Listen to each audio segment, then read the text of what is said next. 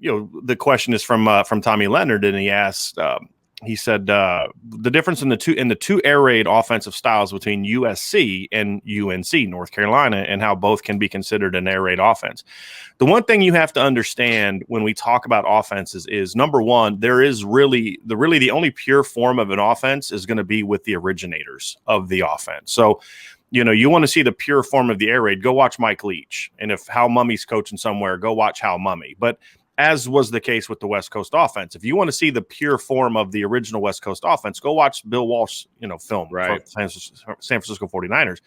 Over time, coaches take the philosophy and they implement different concepts to it or emphases to it. So, for example, you watch USC with Graham Harrell, right? Their air raid is in it's a branch of the original air raid. I mean, obviously, Graham Harrell played for Mike Leach, so there's a lot closer connection to it. And so you see a very pass-oriented offense. It's about spacing, 4 or 5 receivers. The running backs in the running game, the running back is as much of a receiver as he is a running back when you watch that offense. And in the run game, a lot of times it's just a complement to the pass game. It's sort of a let's keep them honest by running an inside zone or a G wrap or a counter or a draw or something like that. That is it in its original form. And what you have to understand is that doesn't mean they don't appreciate what a run game can give. They just get that out of the pass game. Right. They're going to run a bubble screen instead of an outside zone or a pitch play.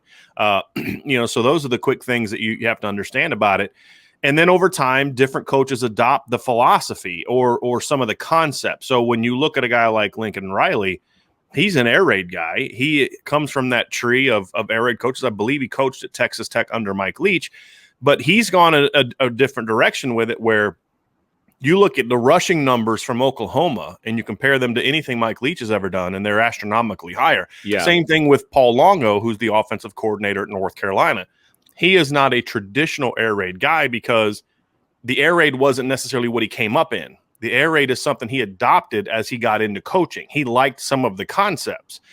And I think when you're coaching at smaller schools, or maybe you don't have Alabama talent, Clemson talent, an offense like that can be great because it does a lot of things to defenses that a triple option does, where you have all these different options and you can isolate defenders, and it's about spacing and you can create spacing different ways. You can create spacing with your wide receivers and their wide splits. I mean, Baylor under Art Briles used to have their outside receivers lined up like a yard off of the sideline. You know what I mean? It's just, and then other coaches focus. You watch Mike Leach and you look at the splits he has with his offensive linemen. So a split is essentially the distance between a center and a guard, right? Or a guard and a tackle.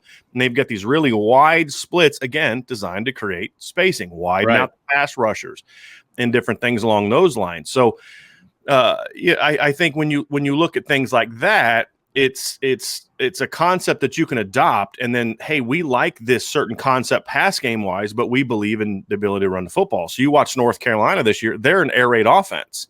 They had 2,000-yard running backs. Right. USC barely would have gone over 1,000 yards rushing as a team this season with how infrequently they run the football. So it's same philosophy, and we saw the same thing from the West Coast. And I've made this comment before. When you look at John Gruden's version of the West Coast offense and then compare that to Bill Walsh's version and then compare that to Mike Shanahan's version, they're going to look like 3 completely different offenses because you're going to look at the schemes and the concepts, but you have to understand it's more about the philosophy, timing plays, mesh concepts, creating, isolating certain defenders with horizontal stretches, vertical stretches, things along those lines. A horizontal stretch is essentially you want to stretch the team left to right. So the 4 verticals play is actually a horizontal stretch, right? Because you're stretching them left to right. A vertical stretch is you're stretching the defense top to bottom. Okay. So those are the different kind of things that you'll find. So that's why you're like a flood concept, right? Because you're stretching kind of, yeah. And a lot of teams will do it with front and backside receivers. Where like back in the day, Vince, when you and I were first coming up as young players, the flood concept was like a go, a deep out, and a slide from that same side of the field, right? Right. You'll still see that, right? But now you're seeing it kind of from where you have a go route and then like maybe an out cut, but then that out is kind of coming from the backside, like a quick drag. Yep. You're seeing it with backs. You're seeing, in cuts with crossing routes and a post over top, that's the same concept, right? It's a high-low concept that is designed to attack a team vertically. So those are some of the things that you have to understand about it, and understand that every coach is going to put his own personality onto it. Sure. And so, I don't advocate for Notre Dame running an air raid. I think there are philosophies that you can adopt to what you do to kind of get into that. So those are the things that I wanted to kind of answer that as we first got started on that. And so that was a question Tommy had asked me a week ago, and then he reminded me again today that he had asked me that question. I was like, okay, let's get to that. So, well, and there's certain things that you have to have on your team to do an air raid offense. I mean, you need to have a quarterback that can get the ball out of his hand quickly. He's got to make quick decisions. So a lot of these coaches, who are going to these air raid offenses, they're going because it's their personnel really fits what that is, or they've now recruited to that style. Does that make sense? I mean, you can't, if you don't have the quarterback that's got that quick trigger, air raid doesn't do you any good. Yeah, but I do think that's a lot easier to find. I mean, people talk about like Keaton Slovis, for example, and they talk about how good he is, and they look at his numbers, and I'm like, look, there weren't a whole lot of difference in numbers from what Pat Mahomes did in college and what Graham Harrell did in college, right? And one guy was a undrafted free agent kind of guy, and the other guy's a generational talent. The offense will generate talent. The offense will generate numbers, and I think that it's a lot easier to find a quarterback that can execute that than it is, let's say, a quarterback that can execute the Notre Dame offense, which requires so much of the downfield vertical type of stuff. So, so it's like with anything, and I like the air raid. Sure. I there's concepts of it that I like, I should say. I would not personally adopt the Mike Leach version of the air raid. I think it's limiting in regards to winning the big games. It's kind of like the option. The option can only take you so far. Sure. It'll be a great talent negator from time to time, but it's not going to win you championships, right? Because it's limiting.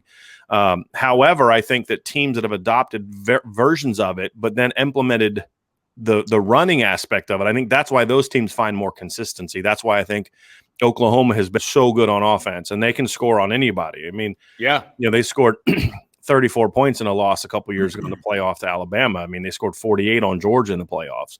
Their issue has more been defensive than offense. So exactly. It's in a unique system, but I like the more the newer versions of it, the ones that involve run. Oh, and another aspect of it too is it's a tempo offense. It is you go fast. And the other thing that I like about the air raid, and this is my favorite part of it, the air raid coaches more often than not, the good ones, believe in fewer plays, greater level of execution. And so it's essentially trying to find concepts that can work no matter what the defensive call is, right? So that way I'm going to keep running this play, and the way that it's designed, if you're in cover 2, we have a way to beat it. If you're in cover 4, we have a way to beat it. If you're in split field coverage, we have a way to beat it. Sure. And it's also about simplifying the reads, especially the post-snap reads, which allow the quarterback to make quicker decisions and to get the ball in space. So those are other concepts that I do think Notre Dame needs to adopt.